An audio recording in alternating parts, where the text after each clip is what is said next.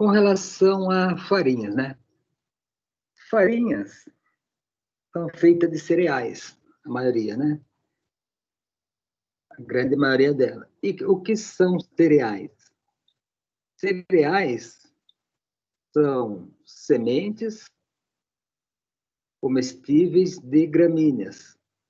Então, só que nesse caso a gente fala grãos. Em vez de falar semente, a gente fala o termo grãos. Então, botanicamente, são plantas, né, pertencentes à família das poáceas, popularmente fala-se gramínea, e são plantas monocotiledôneas. Essas plantas produzem a semente, e a gente vai chamar essas sementes dos cereais de grãos. E qual a importância dela? Por exemplo, se a gente somar o arroz mais o trigo, dá mais da metade do alimento consumido no mundo. Então, só pelo arroz e pelo trigo, né, a gente já vê aí a importância dos cereais. Além do arroz e do trigo, o que mais a gente vai ter? O milho, aveia, cevada, centeio, sorgo, milheto, cana, bambu, triticale. Então, todas essas plantas aqui são parentes. Todas pertencem à família das poáceas. Ou seja, são todas monocotiledôneas, né? E nas quais a gente utiliza a semente ou os grãos. E a farinha é feita principalmente do trigo, tá? Então, a farinha que a gente utiliza na nossa alimentação, a principal planta é o trigo. E também, em menor escala, um pouco de milho, um pouco de aveia. Então, falou indústria de panificação, pastelaria, indústria de massas, né? É sempre ali o nosso trigo, né? Além do trigo, quais os principais usos? Bem, o arroz é consumido diretamente, né, na forma de arroz cozido, no caso, né? Também pode ser, do arroz pode ser feito o saquê, a palha do arroz é utilizada normalmente como isolante ou combustível, né? Aveia é mais utilizado para fazer alimentos infantis. Então, farinha láctea, né? Aqueles alimentos de criança, de recém-nascido. E também é utilizada como ração. O sorgo aqui a gente não faz, mas tem muitos países aí que utilizam o sorgo para fazer o pão. Então, utilizam a farinha do sorgo. E também, aqui a gente utiliza mais como ração. Então, o sorgo é outro cereal aí. O trigo, pão, principalmente pão, massas, biscoitos, uma infinidade de usos, né? A cevada é mais utilizada para fazer cerveja, embora após a cerveja, o resíduo que fica da cervejaria é utilizada como ração. Então, a cevada é cerveja e ração. Pode ser utilizada na alimentação humana, mas normalmente não é. Por ser um grão muito duro, né? Muito fibroso também. O milho. O milho é utilizado principalmente como ração, mas também para fazer a maisena, né, que é o amido de milho. Em alguns países utilizado como açúcar, então, Estados Unidos falou o açúcar é feito do milho, né? Também fonte de etanol, em muitos países, agora nós no Brasil também estamos começando a fazer etanol do milho. E também do milho pode-se extrair o óleo. Embora aqui a gente utiliza o óleo de soja, mas tem muitos países aí que utilizam o óleo de milho. Qual a composição química dos cereais? A gente pode reparar que são todos muito parecidos, né? Vai ter aí uma semente, então é seco, tem pouca água, né? Relativamente pouca água. 12, 13, 11% de água. Proteína, 11, 9, 10%. Pouca proteína, relativamente. Lembrando que a proteína do trigo a gente vai chamar de glúten. Lipídios, muito pouco também, 2,2, 2,4, 3, 4, pouco lipídio, né? A aveia tem um pouco mais e o milho também tem 3,8. E o maior constituinte dos grãos, dos cereais, são os carboidratos, principalmente o amido, né? Então, a gente percebe aí, ó, 70 a 75% no trigo, arroz, milho e cevada é carboidrato, é amido. Sorgo tem um pouquinho menos, né? Porque tem mais proteína, por isso que é bom para a ração, o sorgo. E a aveia também tem um pouquinho menos. Fibra vai ter pouco, aí 2, 1,5%, 2,15%, e minerais também mais ou menos bem parecido entre eles. 1,2%, 1,5%, 2%. Então, falou cereais, a gente já vai lembrar o quê? Em torno de 70% é carboidratos. Porém, tem proteína também, né? Em torno aí de 11, 10%, 13%, eu sou um pouco mais. Porém, é uma proteína de baixa qualidade biológica. Por quê?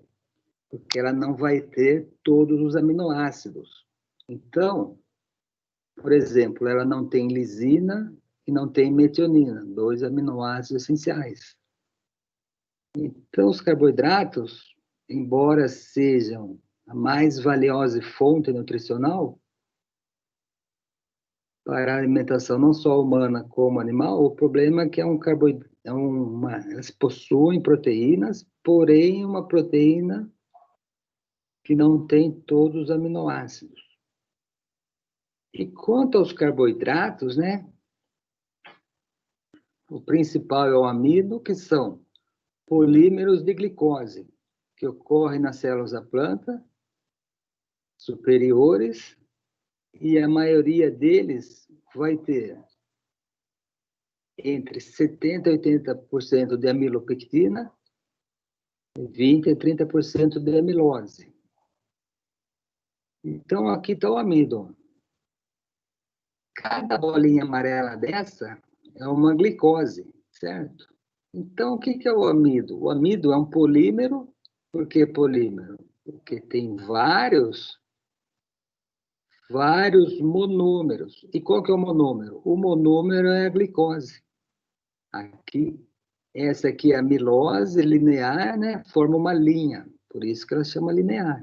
Aqui não deixa de ser uma amilose, só que como ela ramifica, tá vendo? Ramificou aqui, ramificou ali também, a gente passa a chamar ela de amilopectina. Mas também ela vai ter todas essas bolinhas aqui, ó. Cada bolinha dessa é uma glicose. Então, também, falou amido, várias glicoses, 1.400 glicoses aproximadamente, ligadas por ligação. Aqui a ligação entre cada molécula de glicose é uma ligação alfa-1,4. A hora que ela ramifica, significa que ela tem uma ligação alfa-1,6. É uma ligação diferente, tá? Então, aqui a ligação alfa-1,4 forma a linha, né? Por isso que ela é linear. E sempre que você tem a origem do novo ramo, é porque houve uma ligação na perpendicular, uma ligação alfa-1,6. Você tem aqui alfa-1,4 e aqui saiu uma alfa-1,6. Então, é o tipo de ligação aí entre as glicoses. Cada hexágono desse, né? É uma molécula aí de glicose. Então, o amido vai ter uma estrutura em camadas concêntricas. Essa estrutura vai variar de acordo com o tipo de planta, tá? Por exemplo, no amido de arroz, é uma estrutura mais arredondada. O amido da batata já é uma estrutura irregular. Então, não são camadas concêntricas, são camadas ovais, né? E aqui é o que acontece ali, ó. Então, esse daqui é uma glicose ligado com uma ligação alfa 1, 4. Aqui a gente tem outra glicose, só que depois ela vai se novelando assim entre si, na amilose. A amilopectina, você tem as alfa 1, 4 e aqui a ligação alfa 1, 6 que vai formando os ramos. Então, todo amido vai ter amilose mais amilopectina. Aí a amilose, lá embaixo a amilopectina. O amido, na verdade, a glicose é produzida já durante a fotossíntese. Então, a planta utiliza o gás carbônico e a água, com auxílio da energia do sol, produz a glicose. Daí, conforme essa glicose vai sendo ligada uma na outra, vai sendo formado o amido. Ou ela acumula esse amido nos amiloplastos, ou ela já libera para fora da célula. E o que é a gelatinização do amido? Então, sempre que a gente tem um amido e coloca-se na presença de água, o grânulo vai inchando. Principalmente, não só na presença de água, mas tem que ter uma determinada temperatura que a gente vai ver daqui a pouco. Normalmente é 60, 70, 80 graus, né? Depende da fonte do amido. Ocorre o que? Esse inchaço, o grânulo é arrebentado e daí a molécula de água consegue o quê? Entrar entre a molécula de amido. Isso é o que acontece quando a gente cozinha o arroz. Então, você tem um grano que é... O grão do arroz é duro, né? Você começa a aquecer ele, a água que está ali sobre a superfície, uma parte evapora e uma parte entra dentro do grão, amolecendo ele, né? Então, a gelatinização sempre ocorre em meio com água. O amido gelatinizado vai formar uma pasta e, à medida que ele se esfria depois, uma pequena quantidade de sólidos mantém presa uma grande quantidade de água. Então, o que acontece quando a gente faz o arroz, né? Daí, o arroz que era duríssimo na forma de grão, depois amolece. Por quê? Porque a uma dada temperatura ali, começa a entrar água e isso resulta no aumento do volume do grão. Então, aí, isso vai depender do quê? Do tipo de amido, do pH, mas, normalmente, essa geleificação, né, ocorre ali entre a faixa de 60 a 70 graus, batata um pouco menos, 56, né? Trigo entre 58 e 60 graus. Mandioca também um pouco menos. Então, o que é retrogradação? Quando a milose se aproxima e se unem. E a cinerese, é que ocorre logo depois, diminui volume e expulsa água. Então, tem esses dois fenômenos aí que ocorrem na gelatinização do amido. E a farinha? A farinha normalmente é feita do trigo, né? Cujo nome é Triticum vulgare, e que apresenta, cujo grão, né, apresenta essas três partes. A casca, obviamente, externa, é o que envolve o grão. Normalmente representa aí 14,5% do grão. O endosperma é onde está o amido, é a parte interna do grão, então a parte branca, né? E o germe é o embrião. vai ser uma pequena parte ali, uma pequena porção, nesse caso 2,5% do grão, né? Onde vai estar a estrutura que vai dar origem à nova planta, ao novo ser vivo. Aqui o amido, o grão do trigo em detalhe, né? Então, o que a gente vai ter? O farelo é a casca. Então, a casca a gente vê que é formada por quê? Diversos tecidos. Tecido nuclear, hipoderme, epiderme, enfim, é o que protege a semente. O germe, ou embrião, que está aqui embaixo, é da onde vai surgir o novo ser vivo. Porém, esse embrião, a hora que a gente faz o quê? A hora que a hora que a planta, a hora que a semente cai no ambiente úmido, ele começa a se desenvolver e vai o quê? O embrião que está aqui vai utilizar toda essa reserva do amido, que é o endosperma. Ele vai utilizar dessa reserva para dar origem à nova planta, até que, posteriormente, a hora que a nova planta nascer, ela vai ter folha e daí ela consegue fazer a fotossíntese. Mas até ela brotar, até ela ter a primeira raiz e a primeira folha, né? A radícula e a folícula, ela vai se utilizar do quê? Do amido que está aqui. Então, o amido nada mais é para a planta que o material de reserva. Assim como a gente viu na parte de ovos, né? Que você tinha a gema e a clara. A clara era a reserva também para o embrião. Mesma coisa aqui. O amido é a reserva de alimento que o germe vai utilizar até a planta ter as primeiras folhas e poder fazer o próprio alimento. Abrindo o grão, né? A gente vai ter o quê? Aqui embaixo o germe, por fora farelo, endosperma, o casca, né? A casca, no caso, né?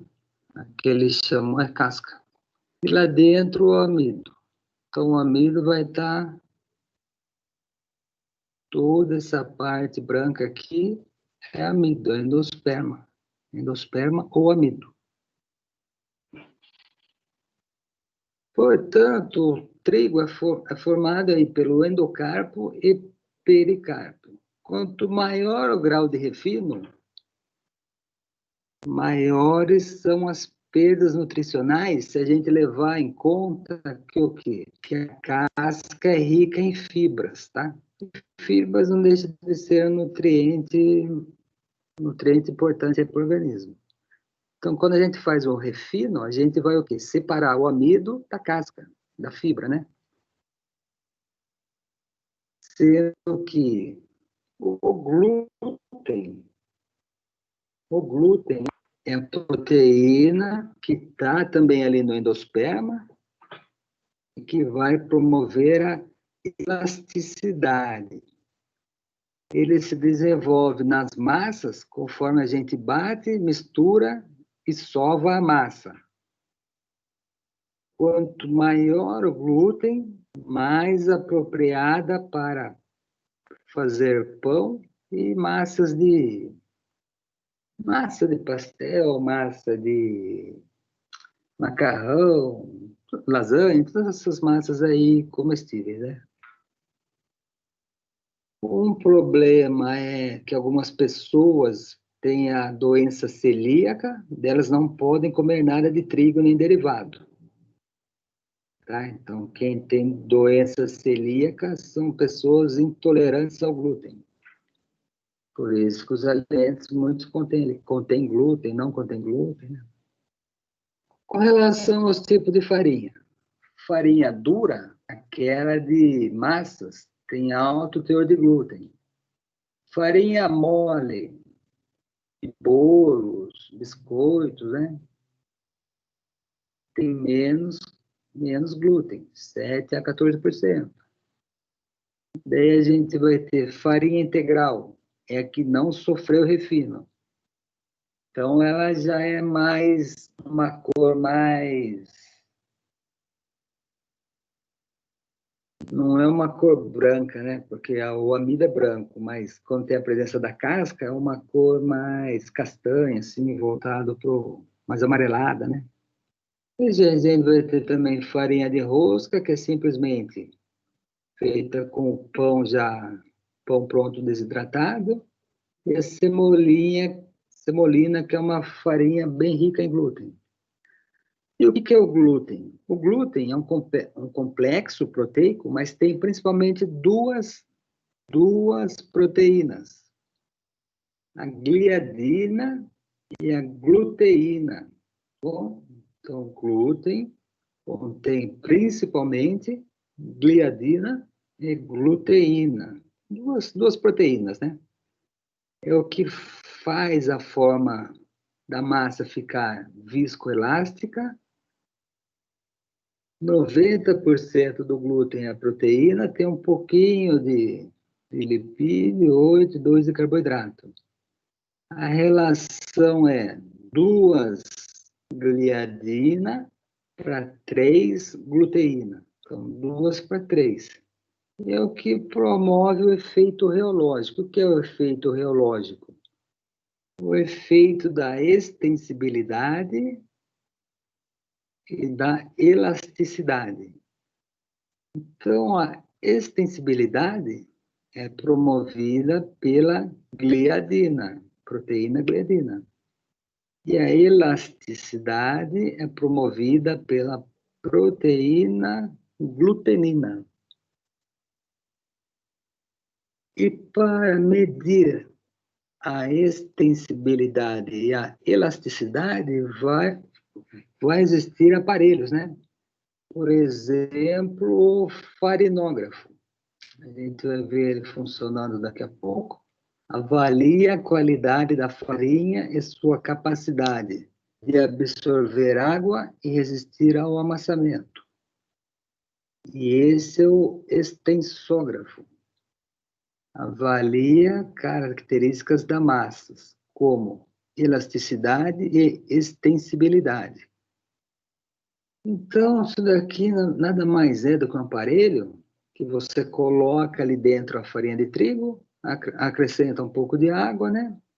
E daí o próprio aparelho já vai bater, sovar a massa por um determinado tempo, e depois ele vai ver o quanto essa massa possui de extensibilidade e de elasticidade, ou seja, vai fazer o controle de qualidade da nossa farinha.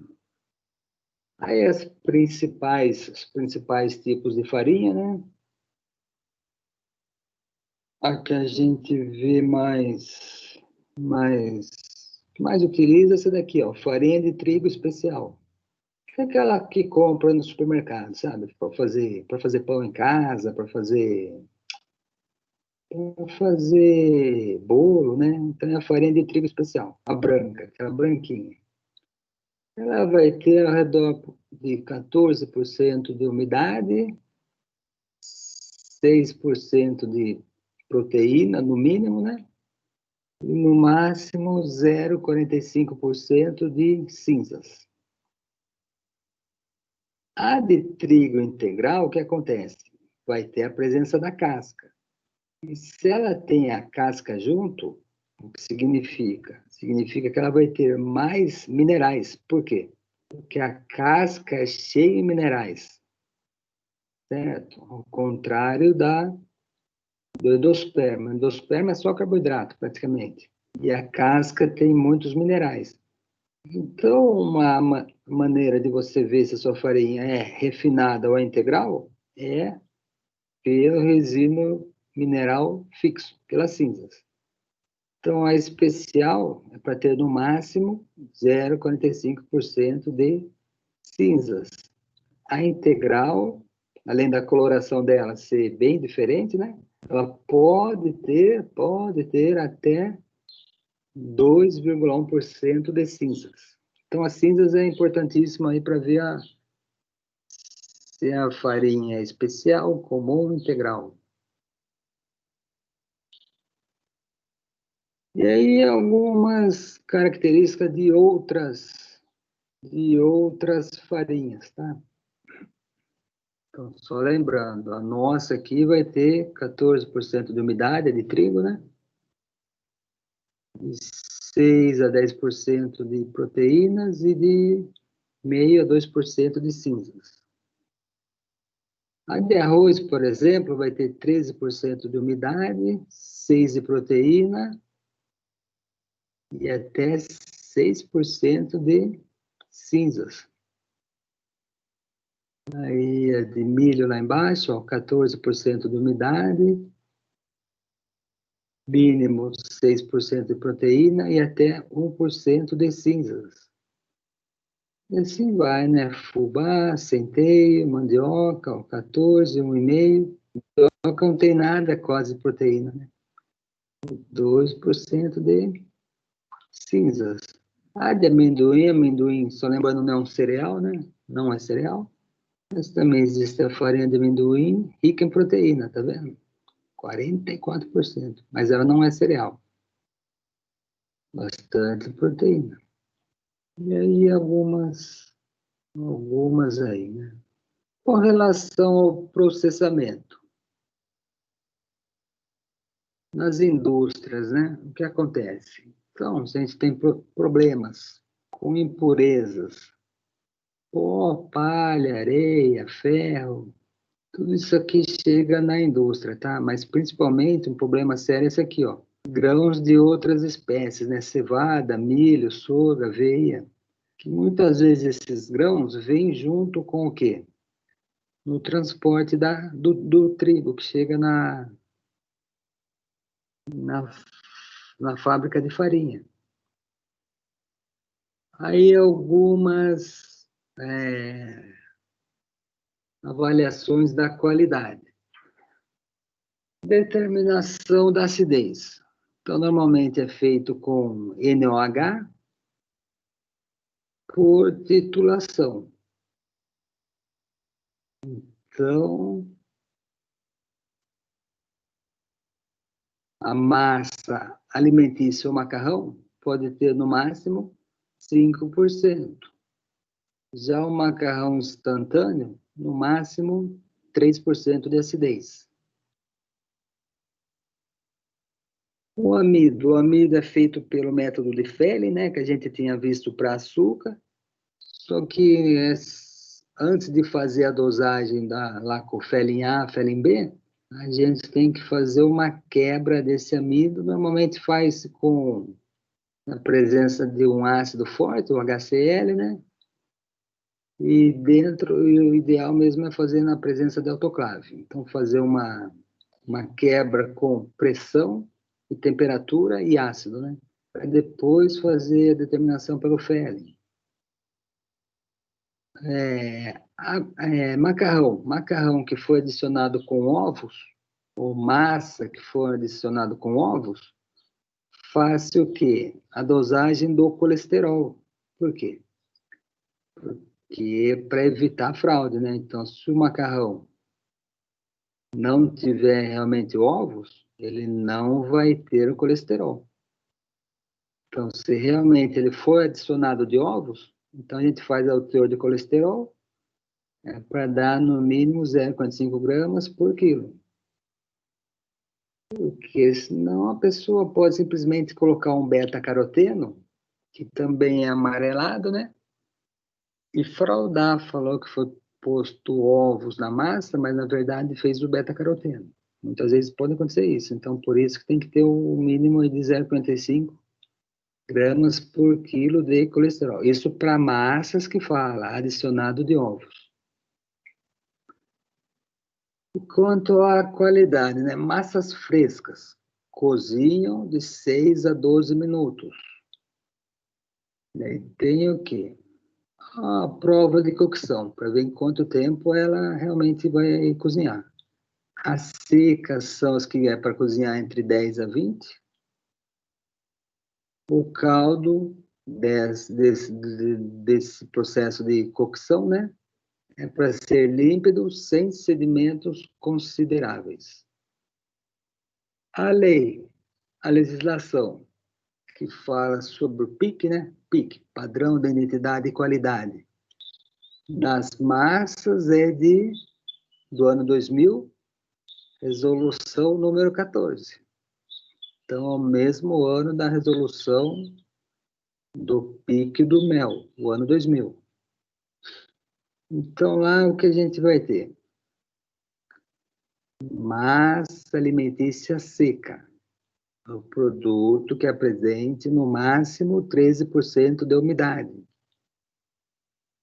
Massa alimentícia úmida. O macarrão úmido ou fresco. Então, já vai ter o quê?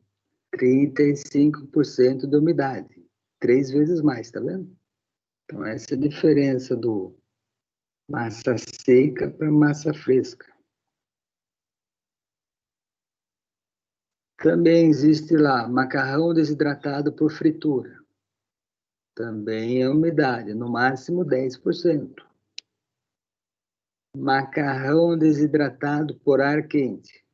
No máximo 14,5% de umidade. Então, é o teor de umidade que vai... É um dos tipos de classificação, né? Para a gente ter macarrão seco, úmido, desidratado por fritura ou desidratado por ar. Aí vai ter os processos de... A qualidade da farinha vai depender. Condições de cultivo, né? Cultivo do trigo, tipo de colheita, armazenamento do trigo, processo de obtenção da farinha, né? Secagem, separação, moagem, e também o transporte até o produtor final, que é o que vai fazer o macarrão. No Brasil, a maior parte de farinha vai para o setor de pães, panificação, mais da metade, ó, 55%. Uma boa parte vai para fazer massas, e aqui inclui não só macarrão, mas aquelas massas, lasanha, pizza, nhoque, né? Tudo massa. Massas de trigo, aí 17%. Para uso doméstico, que é aquela farinha que a gente compra no supermercado, normalmente pacote de 1 quilo, né? 11%. Para a indústria de biscoito, 13%. Para fazer biscoitos, bastante também. Um pequeno leque ainda sobra para outros segmentos. Por exemplo, alimentação animal. Existe hoje grande variedade de farinhas, que a gente chama de especiais, normalmente. Grossas, finas, né? A farinha pode ser enriquecida com ferro e ácido fólico. O ácido fólico é obrigatório hoje em dia, tá? Então, assim como o sal tem que ter iodo, a farinha obrigatoriamente tem que ter o ácido fólico, que é uma das vitaminas do complexo B, a B9. Eu não lembro qual que é, se é B9 ou B5, uma das do complexo B lá. Então, por lei, né, qualquer pacote de farinha você pode pegar que está escrito adicionado de ácido fólico. Em 2012, 2013, o Brasil consumiu 10,12 milhões de toneladas. Ainda não é suficiente, né? Importando um pouco aí da Argentina, Uruguai e Paraguai. Ou seja, do Mercosul. Então é isso aí, farinhas. Agora, com relação àqueles dois aparelhos, na verdade, três, né? Que é o farinógrafo, o extensógrafo e também o de glúten, né? Mas eu vou passar uns vídeos aí para a gente ver, sendo que são todos métodos, né? Alguns são da AOC e outros são da ACC. Método validado, né? Se é método da ACC, a ACC é de Associação é de cereais, da parte de cereais. Então, você tem essa Essa organização aí que cuida especificamente de farinhas, pães, panificação, de cereais, tá? É a ACC. Então, por exemplo, esse método aqui é o método 54-10, utilizando o extensógrafo.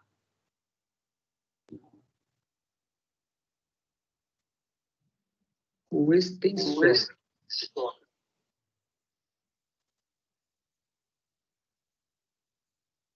Esse está sem som mesmo, tá? Então, o que que ele faz?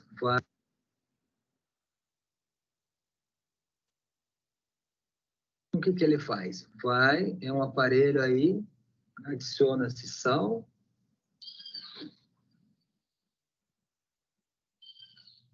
posteriormente adiciona água, medir a qualidade da farinha, né?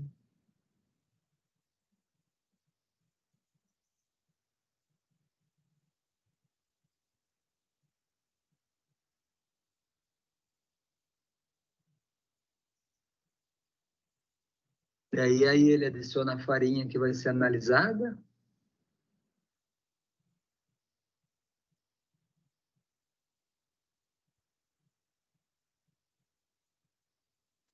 Tem a pesagem correta, né?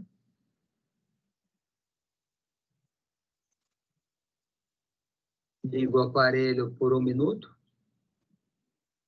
Após 1 minuto batendo, adiciona a farinha, a água, né? Na farinha.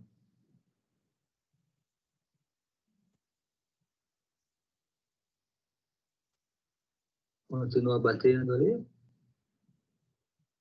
Daí vai limpar toda a parede, né? Não deixa de ser um tipo de uma batedeira ali dentro.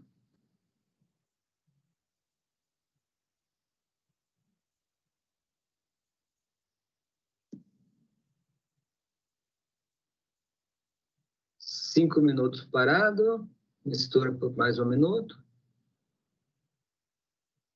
até o tempo total.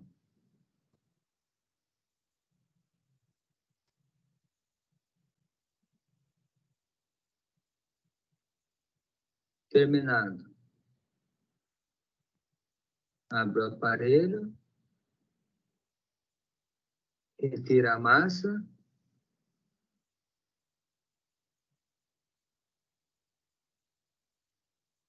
Metodologia fala 150 gramas, né? Ele vai pegar aquela massa que já foi batida ali.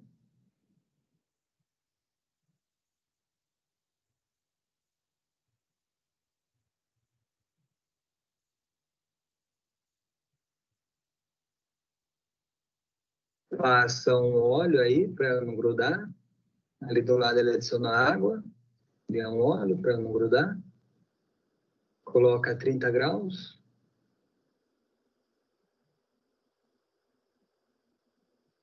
Aí, colocou aí, fica 30 graus.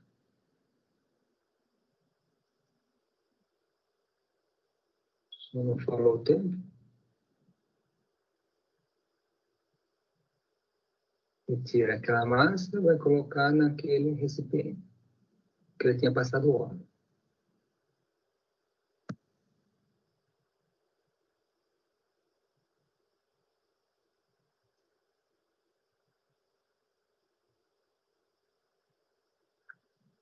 E coloca as partes de cima aí, coloca nesse aparato.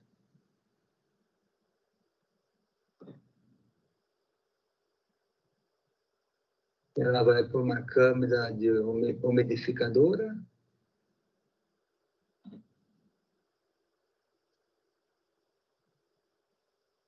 Também é 30 graus.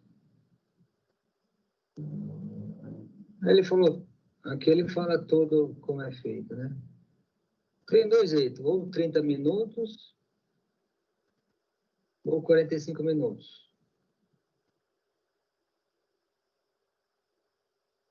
Então ele vai fazer 3 testes, um a 30, um a 60 e um a 90. Na de baixo ele faz também 3 testes, só que o primeiro é 45, segundo a 90, o segundo a 135 minutos, após ele ter colocado aí nessa câmera aqui de baixo.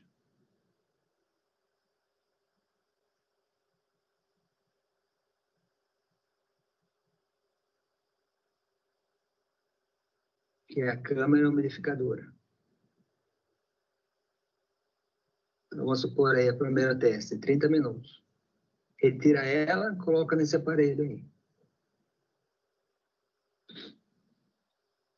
Aperta Start, liga, né? Daí ele vai ver a extensibilidade.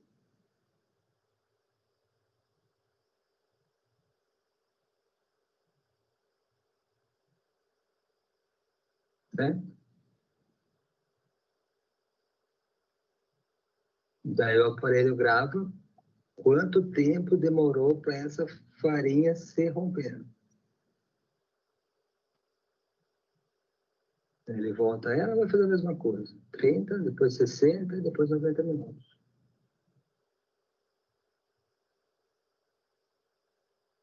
E estiver fazendo essa de cima, né? Repete isso daí novamente. Então, esse é o extensógrafo método AACC.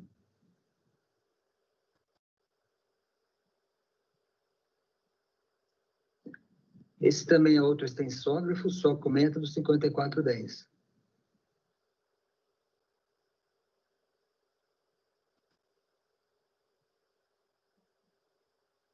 Um minuto só para ele.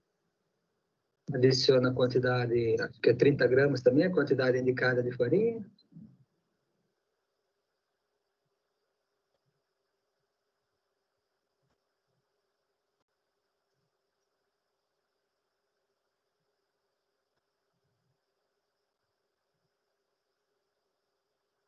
Bate, adicionar água, semelhante ao outro. Deixa um minuto aí.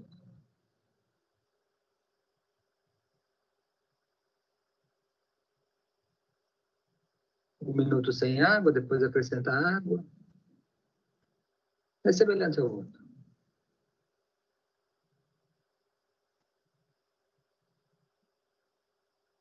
Separa a massa. É semelhante.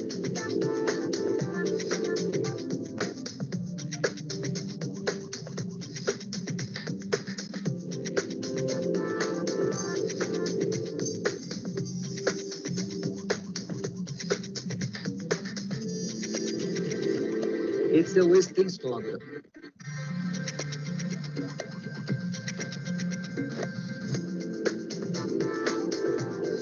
Exala.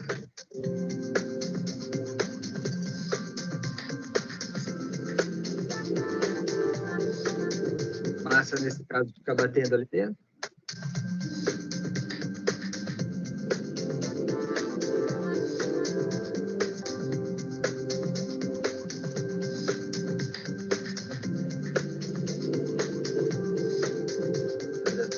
Espessura, coloca.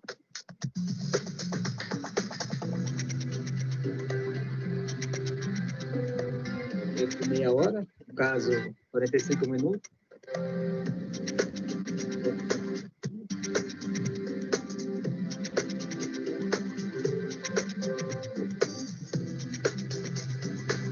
Já tem esse programinha aí que já sai no computador.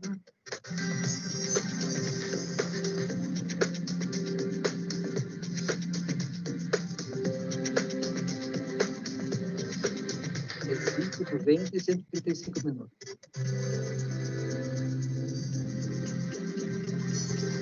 Até a absorção de água que você vai querer.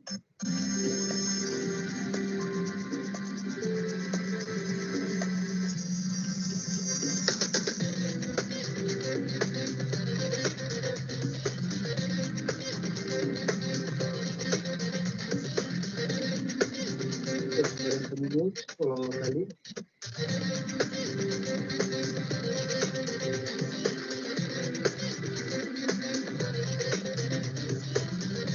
O computador começa a ler aqui, ó.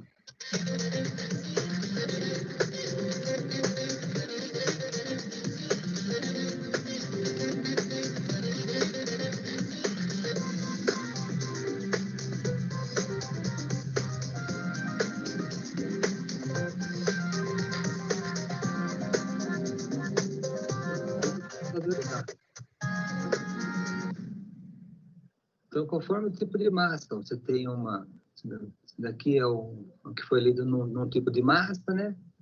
Isso daqui é no outro, isso daqui já é uma massa, aí, ó, não adequada para a panificação, tá vendo?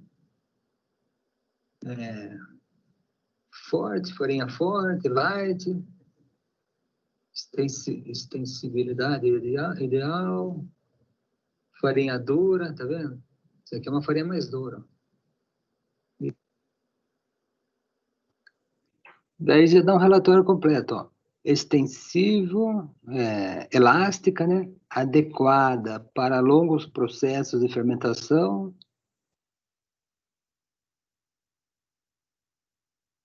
volumosa para fazer panificação. Essa daqui já tem baixa extensibilidade, rígida, farinha dura, né? Vamos dizer assim. Aqui embaixo. Enfim, cada um desses daqui ele já dá uma... Esse gráfico aqui já fala se ela é adequada ou não adequada. Esse daqui, ó. Baixo volume para panificação. Então, ele já fornece um relatório. O aparelhinho já fornece o relatório aí. Baixo, farinha soft, farinha mole também, né? Pequeno volume daria para panificação. Então, conforme aquele gráfico ali, já sai o tipo de farinha que você tem.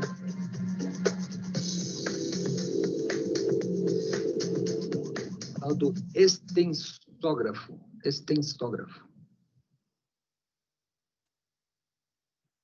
Além desse, a gente vai ter o método alveográfico. Deixa eu...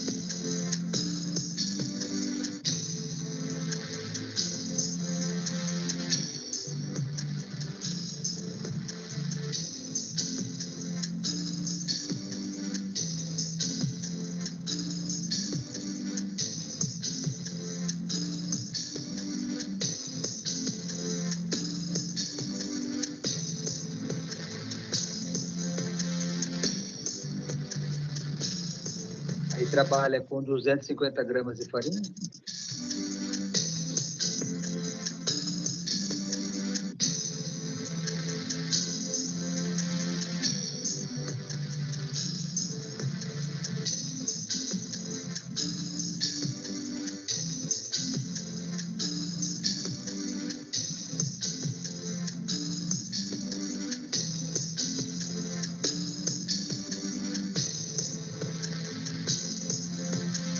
Adiciona uma quantidade específica de umidade.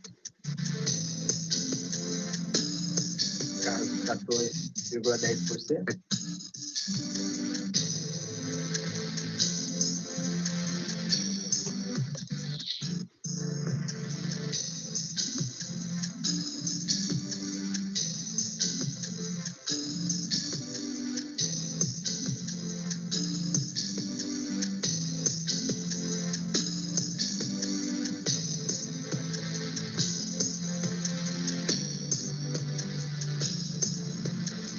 Automaticamente a água vai sendo despejada ali.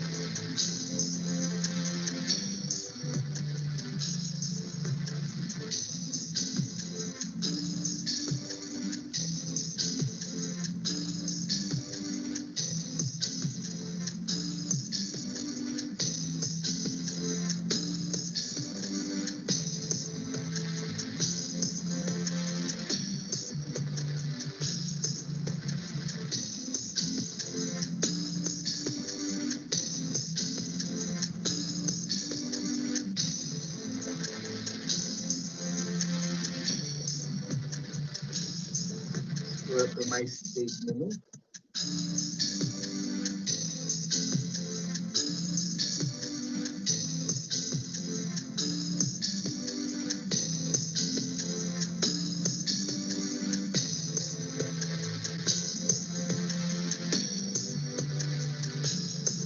Aí eu olho para a massa não grudar.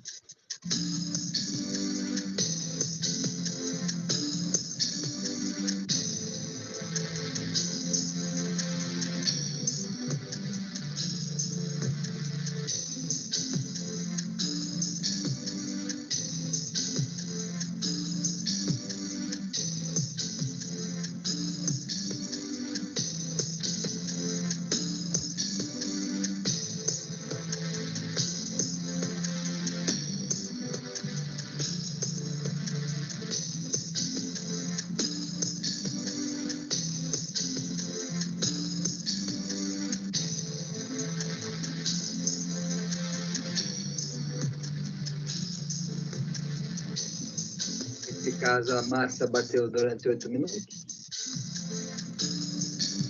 Os 8 minutos se tira.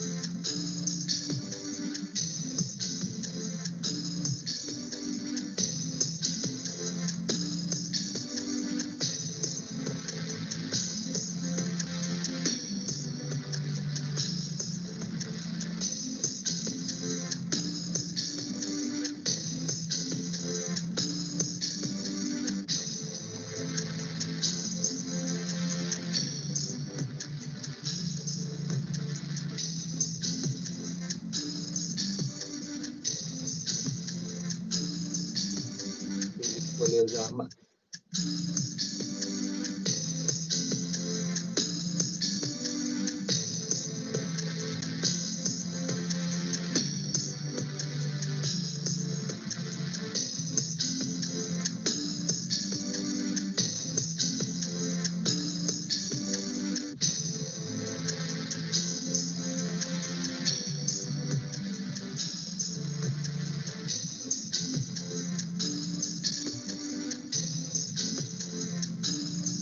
Vinte minutos a 25 graus.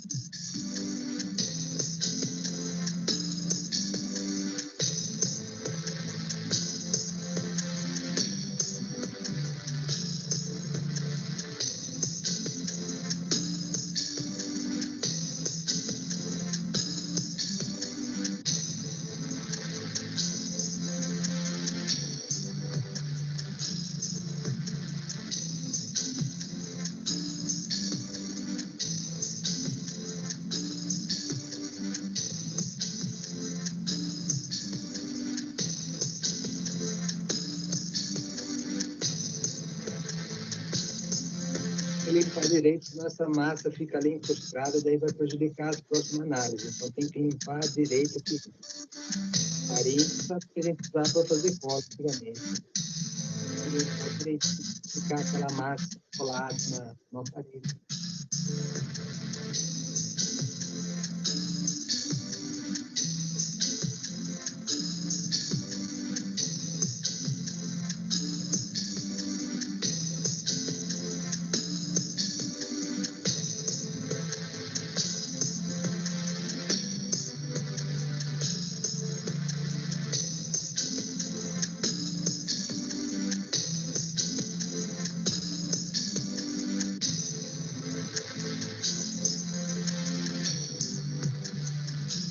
Ali já deu tempo necessário.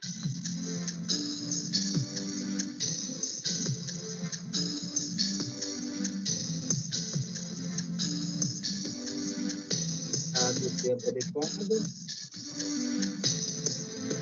coloca a massa aí.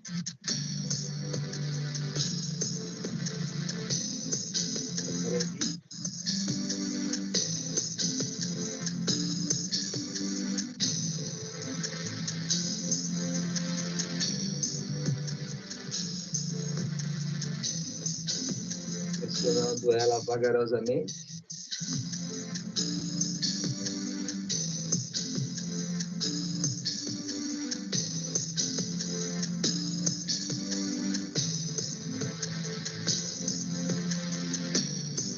Liga o botão. Quando ele liga o botão, a bateria arde dentro do aparelho.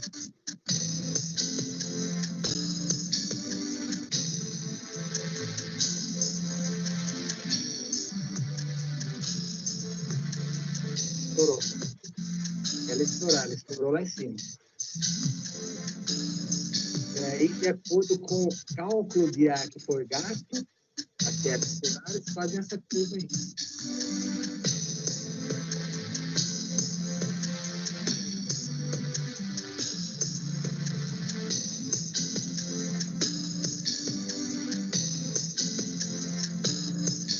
Umidade.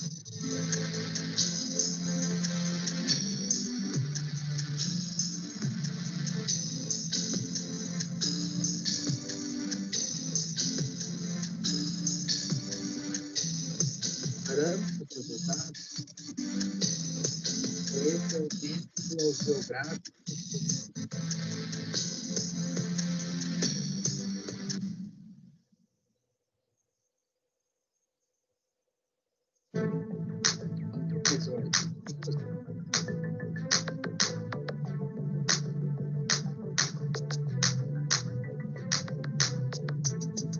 Temperatura, idade, laboratório, tá? Temperatura da alveóloga, 25. Você vai ter que calibrar ele todos os dias. Aí é a primeira parte de calibração.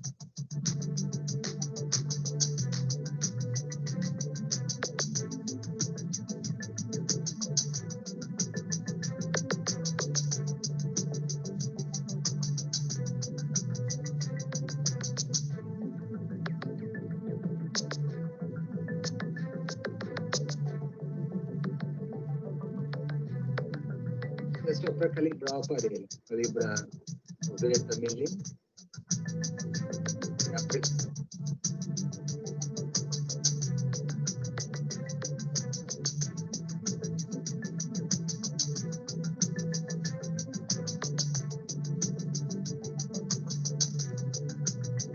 Depois, primeiro coloca a solução com sal, 50 gramas de farinha.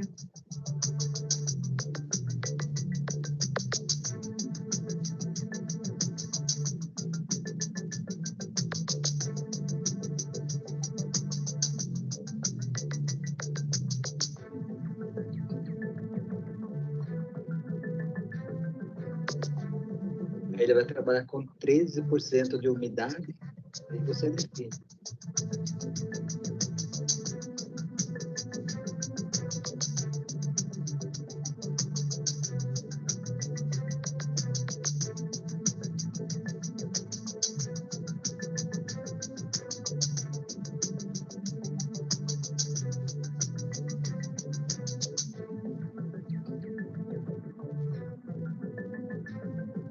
Como ele falou, 13%, é o equivalente a isso de água. Primeira etapa é só misturar por 1 minuto, depois aí já caiu a água.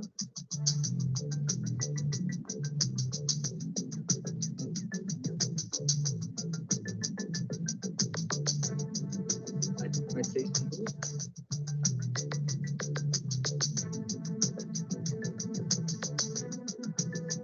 Outras, viu? 16 gotas. Olha, obviamente, para a massa não grudar.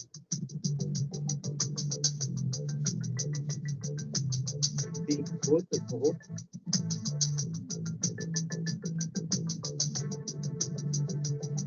Gotas em cada prato.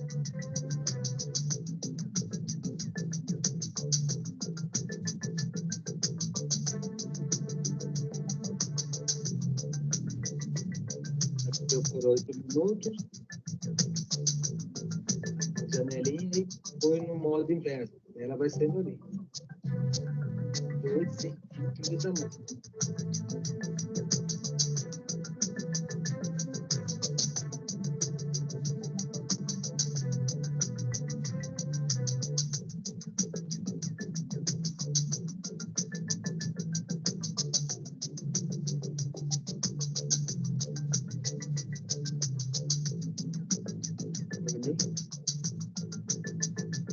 exercício, repetições, nesse teste, por 28 minutos lá.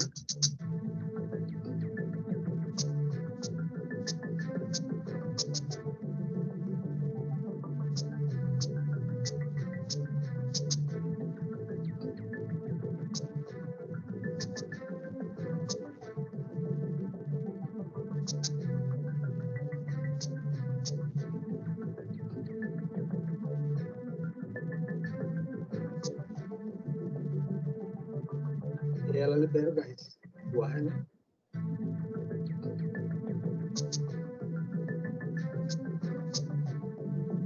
Estourou aqui. Vai ter todo o resultado lá.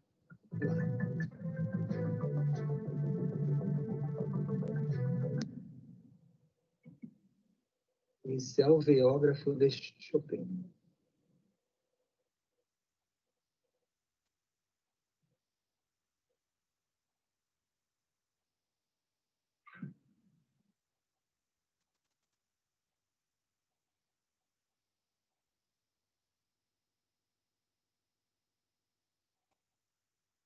Esse é o farinógrafo.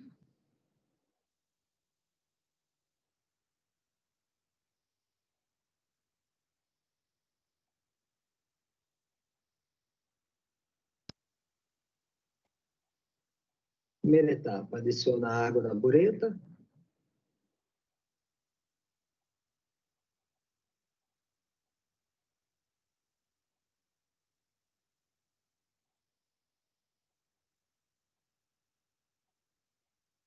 Método AACC 5421.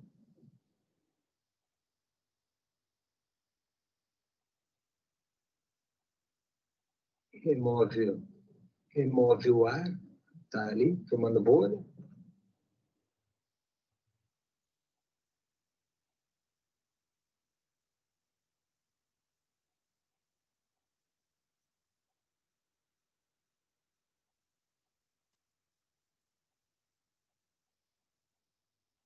Ele vai trabalhar com 300 gramas de farinha, nesse caso.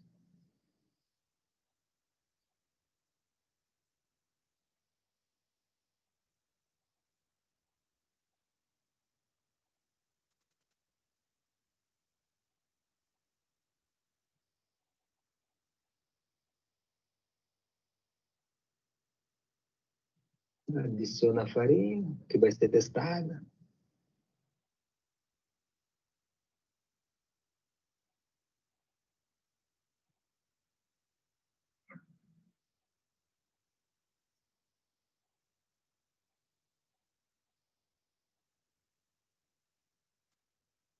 Faz uma pré-mistura por 1 minuto.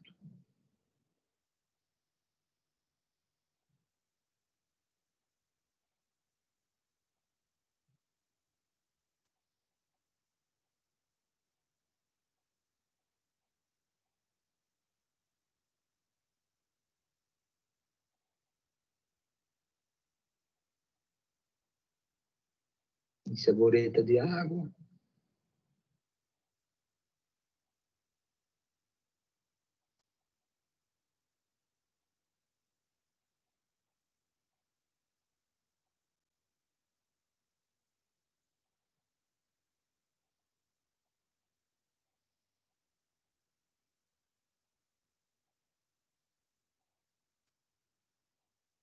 Libera a água na massa.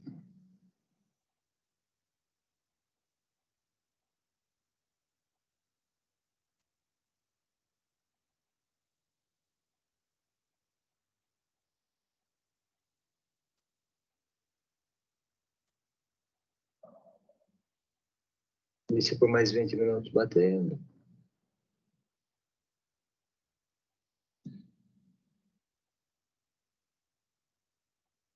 Adicionou mais 125 gramas.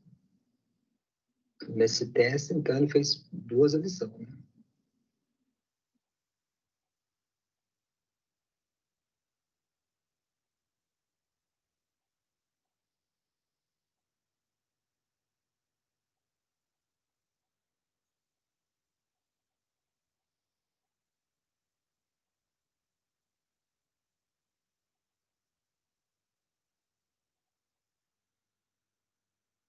Como sempre, tem que limpar, senão fica essa massa incrustada ali, dá problema na cola, forma uma cola, né?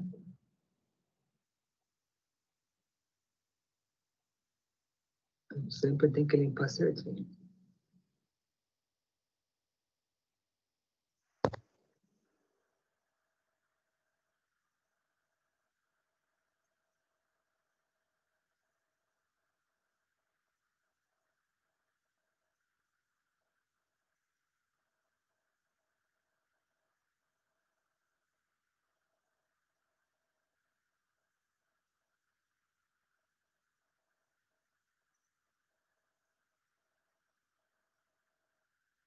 Então, esse é o método 5421.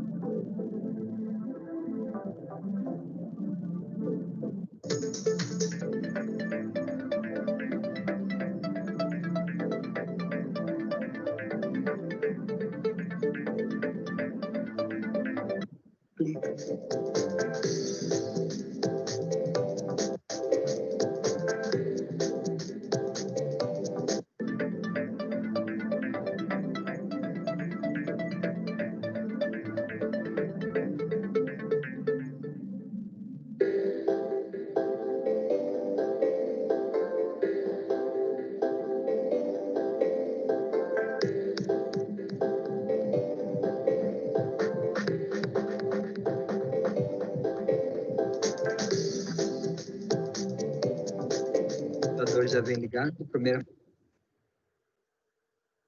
faz a calibração.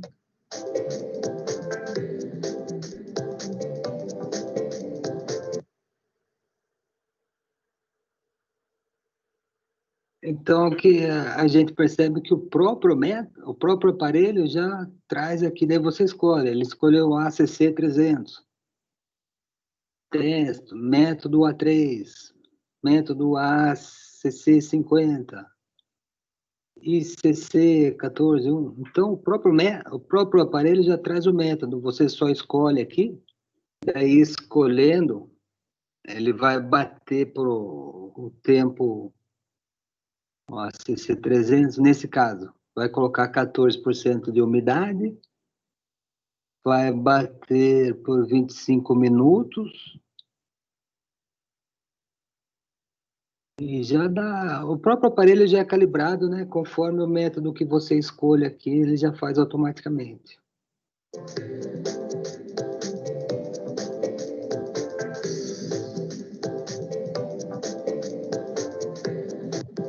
Repare que aqui já vem os métodos, ó, método ACC 300, AC.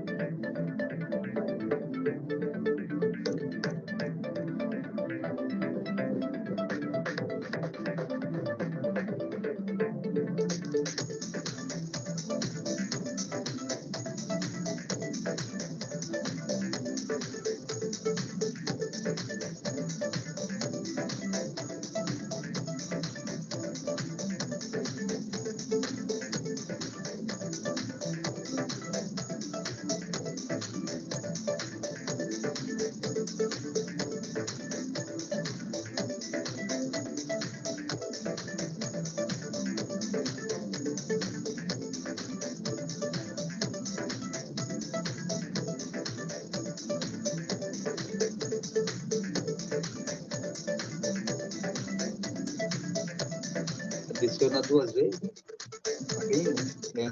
nessa metodologia.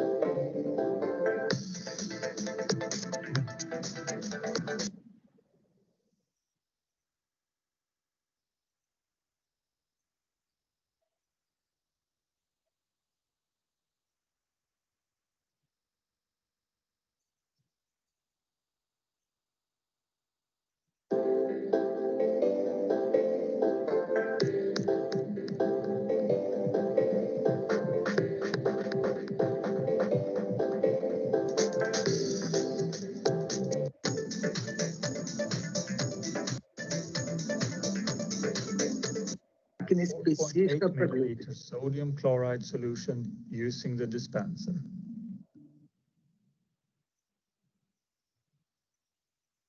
Então, agora vamos entrar em glúten. Para você medir a quantidade de glúten na sua farinha. To the second decimal.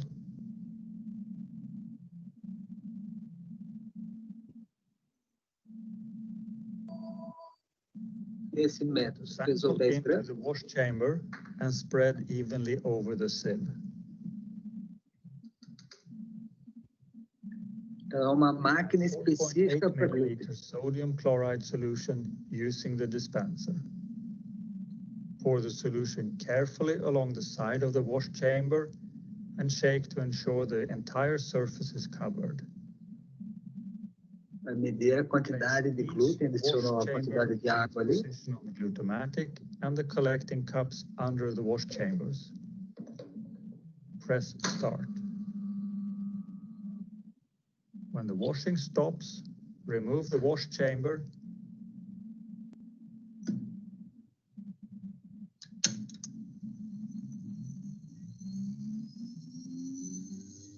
After 60 seconds, the centrifuge stops and signals the completion of the step. Remove the cassettes. Carefully scrape out the through fraction on the sieve and weigh this. Naquela farinha sobrou isso daí de glúten. Remove the rest of the sample from the other side of the sieve and add this to the scale. Só pesar e fazer uma equaçãozinha. After weighing, remove the whole sample from the scale, insert it into the glue torque dryer and start the timer. Quando ainda tem umidade, ele vai estecar ela, certo? Ali tinha glúten e mais água. E seca Open the ela glue torque and weigh the dried sample. para ter o glúten seco. Ele pesa, tinha 10 gramas, né? Pesa aí e faz a continha, quanto tinha de glúten. Então, esse é o tal do glutímetro.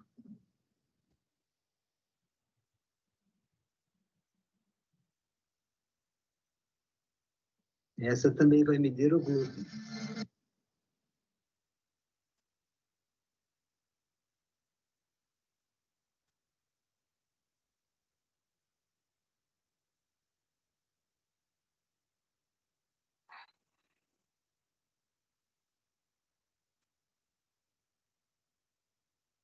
Então, essa também é outra para glúten específica, né?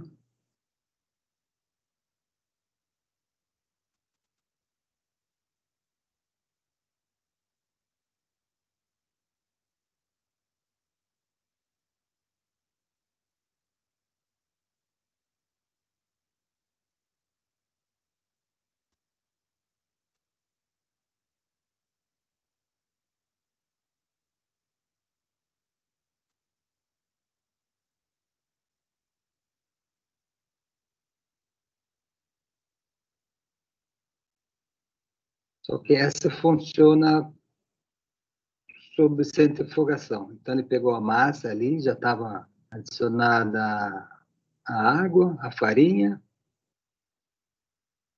e vai colocar o quê? Nessa centrífuga aí,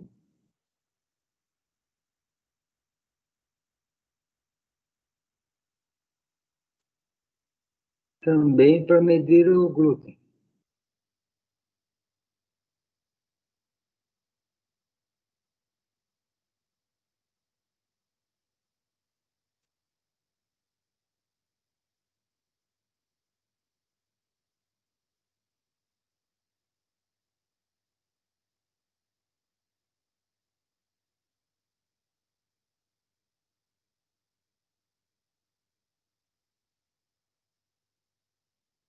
Ele ligou a centrífuga,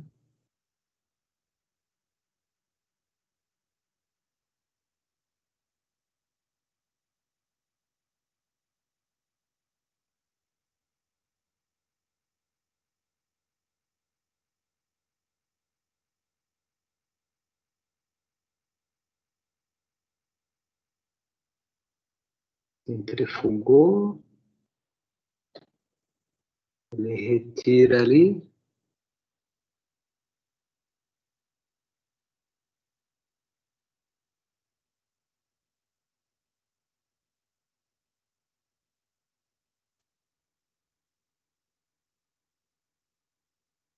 a massa dele pesa, né?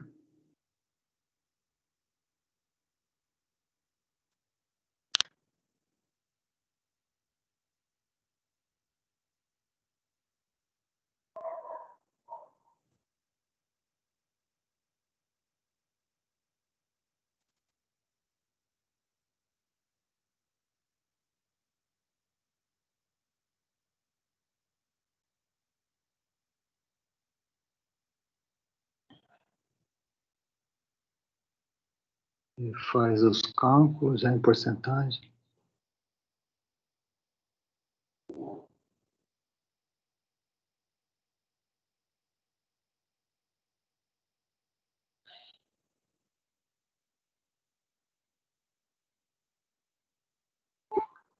Ele vai ter o índice de glúten, né? Índice de glúten. Já sai em porcentagem, os cálculos certinho.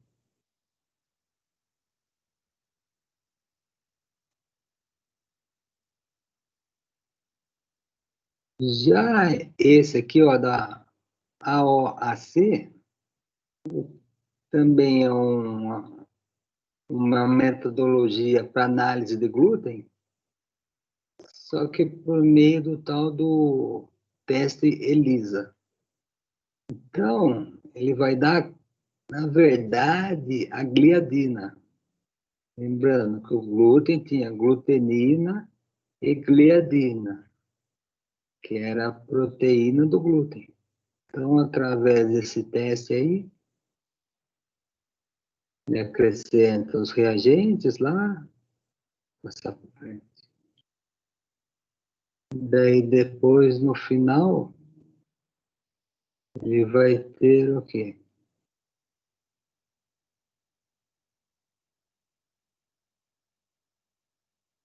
Pensamento para frente. Vai fazer essa curva de calibração aqui, vai ter a concentração da gliadina em ppb, partículas por bilhão, em fator da absorbância. Ele fez várias concentrações, né, e viu o tanto que reagiu no teste ELISA. Quanto maior a concentração, maior a reação, deu uma absorbância maior. Ele faz essa curvinha de calibração aí, depois ele entra no outro dia, que ele tiver uma amostra desconhecida, ele faz a mesma coisa, submete ao mesmo teste, só faz a leitura direta. Se der, por exemplo, nessa faixa aqui de 1.1, significa que vai ter 20% de gliadina, né?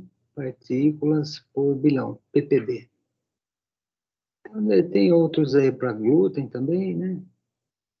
Já é um... Esse daqui já é um procedimento que vai dar se tem ou se não tem. É simplesmente uma fita, né? Um teste rápido, aí ele coloca. Só que esse aqui não quantifica, ele só dá positivo ou negativo, ou seja, é um teste qualitativo, né? Colocou o reagente ali.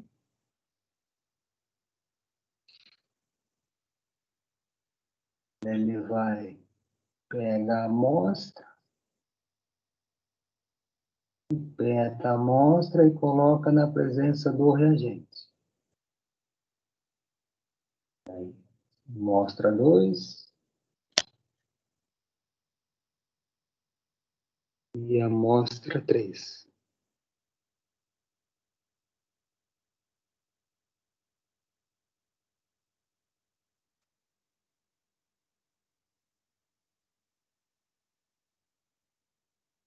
Homogeneiza, mistura, né?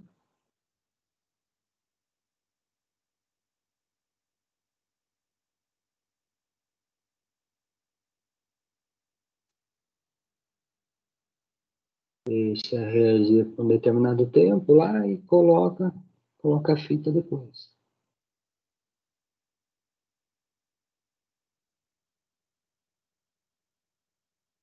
Cinco minutos, nesse caso.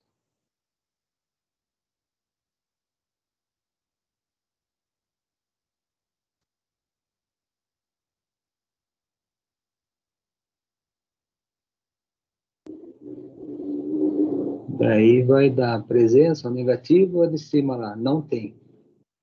Não tem gliadina. Positivo aqui de baixo. Tem gliadina. Então, esse daí já é um teste bem rápido, é um teste que compra feito, só que ele não dá quantificação, só dá se a sua farinha tem glúten ou não tem glúten. Um teste de positivo e negativo. É qualitativo, né, nesse caso. Então, pessoal, farinha é isso daí que a gente vê aí, mas parte de farinha